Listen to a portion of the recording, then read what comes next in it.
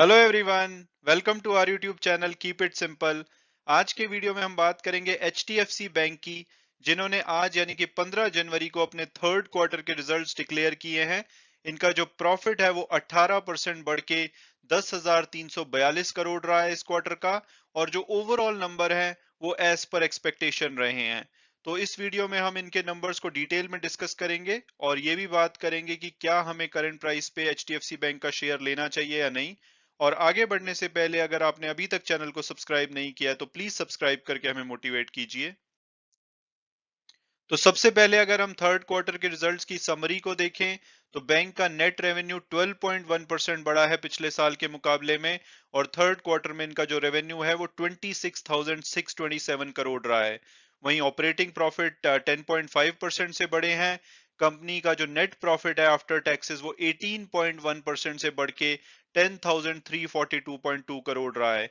इसके अलावा डिपॉजिट्स में भी 13.8% का इंक्रीज देखा गया है पिछले साल के मुकाबले में। और जो बैंक के लोन्स हैं वो भी 16.5% से बढ़े हैं। और अगर हम बैंक की बैलेंस शीट को देखें तो ओवरऑल 17.2% साइज से बढ़ी है पिछले साल के मुकाबले। इसके अलावा बैंक का जो नेट इंटरेस्ट मार्जिन है वो 4.1% रहा है। कैपिटल एडिक्वेसी रेशो 19.5% की है, जो कि काफी स्ट्रांग कही जा सकती है। बैंक के ग्रॉस एनपीए पिछले क्वार्टर से कम होके 1.26% रहे हैं। जो बैंक की करंट अकाउंट और सेविंग अकाउंट से डिपॉजिट यानी कि कासा रेशो वो 47% रही है। और बैंक की जो ब्रांचेस हैं अब 5,779 हो गई हैं। और अगर इनका लोन मिक्स देखें, जो ओवरऑल 12,60,000 करोड़ के इन्होंने लोन्स दे रखे हैं, उसमें से 40% इनके रिटेल लोन्स हैं, जिसमें कि जैसे personal loan, auto loan, home loans वगैरह। और 34% इनके कमर्शियल, रूरल बैंकिंग और एग्रीकल्चर लोन्स हैं। और 26% इनके कॉरपोरेट लोन्स हैं। और अब अगर बात की जाए कि भाई जो बैंक के रिजल्ट्स हैं वो एनालिस्ट के एक्सपेक्टेशन के हिसाब से कैसे रहे हैं, तो सबसे पहले अगर प्रॉफिट की बात की जाए तो एनालिस्ट एक्सपेक्ट कर रहे थे कि इनका प्रॉफिट पिछले साल के मुकाबले 12 से 18% के बीच में बढ़ सकता है। ब्लूमबर्ग ने एस्टिमेट किया था कि इनका जो प्रॉफिट है थर्ड क्वार्टर का वो 10,136 करोड़ रह सकता है।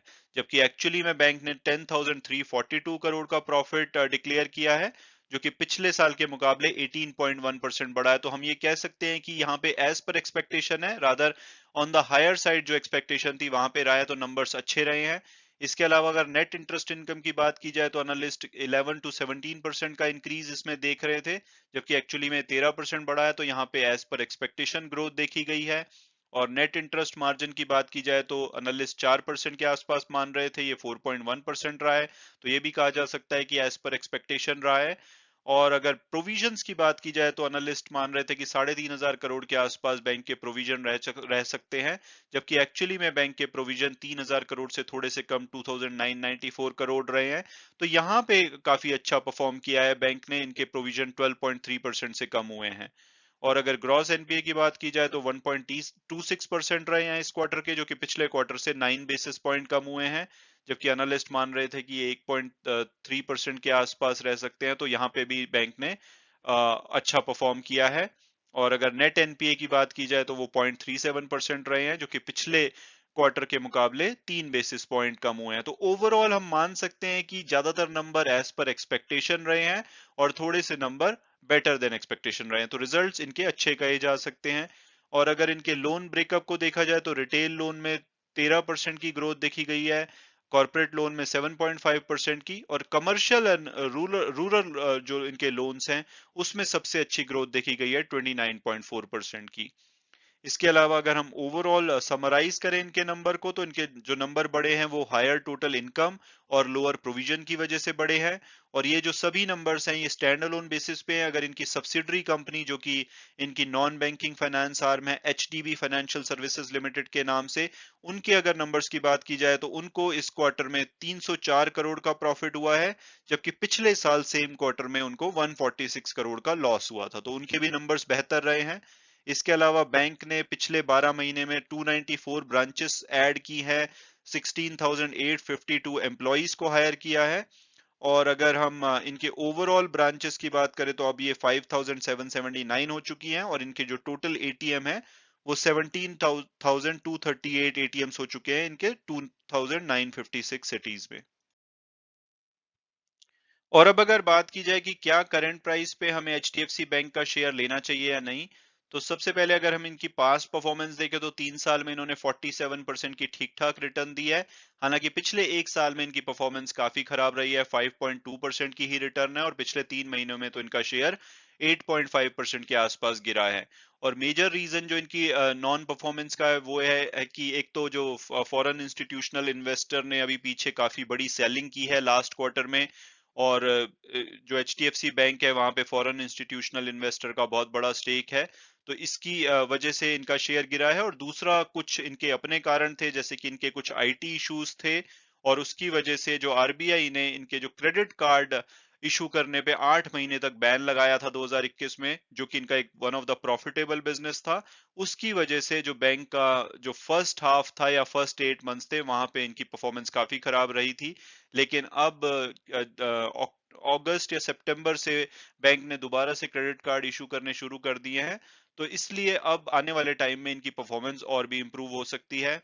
और अगर ब्रोकरेज हाउस रिपोर्ट्स की बात की जाए तो एमके ग्लोबल ने 4 जनवरी को इनका टारगेट 2050 का दिया था, और अगर हम टिकर टेप के प्रेडिक्टिव एनालिसिस को देखें तो वो भी इसका एवरेज प्राइस 2028 देते हैं, हायर साइड पे 2223 और लोअर साइड पे 1500 के आसपास। जो फ्राइडे की क्लोजिंग हुई है वो 1545 पे हुई है, तो हम ये कह सकते हैं कि अभी अपने एवरेज टारगेट प्राइस से काफी नीचे पे अवेलेबल है, ऑलमोस्ट अपने लोएस्ट टारगेट प्राइस के आसपास अवेलेबल है, तो इनका प्राइसिंग काफी ज्यादा अट्रैक्टिव लगता है। और अगर हम इनके फंडामेंटल और पीयर्स एनालिसिस को देखें तो एक लार्ज कैप बैंक है, 8,50,000 करोड़ से भी ज्यादा का मार्केट कैपिटलाइजेशन है। इनका वैल्यूएशन बहुत ही अट्रैक्टिव लगता है क्योंकि इनके शेयर ने बिल्कुल भी परफॉर्म नहीं किया है, तो इसकी जो वैल्यूएशन यानी कि पी और पीबी रेशियो है वो बहुत ही अच्छे लेवल पे है। रिटर्न ऑन इक्विटी इनकी 15% से ज्यादा है, जो कि काफी अच्छी कही जा सकती है। इसके अलावा कैपिटल एडिक्वेसी रेशियो बहुत ही स्ट्रांग है, नेट इंटरेस्ट मार्जिन अच्छे हैं, प्रॉफिटेबल बैंक है। तो अगर मेरी पर्सनल ओपिनियन पूछी जाए तो मुझे लगता है कि एचडीएफसी बैंक को ग्रैब करने का बहुत ही अच्छा टाइम है। ये आने वाले टाइम में बहुत ही अच्छी रिटर्न दे सकता है आपको, लगभग 30 से 45% की रिटर्न ये 1 साल में दे सकता है। तो अगर आपको इस बैंक पे विश्वास है तो आप इसको करंट प्राइस पे या कोई भी करेक्शन आती है तो डेफिनेटली लीजिए।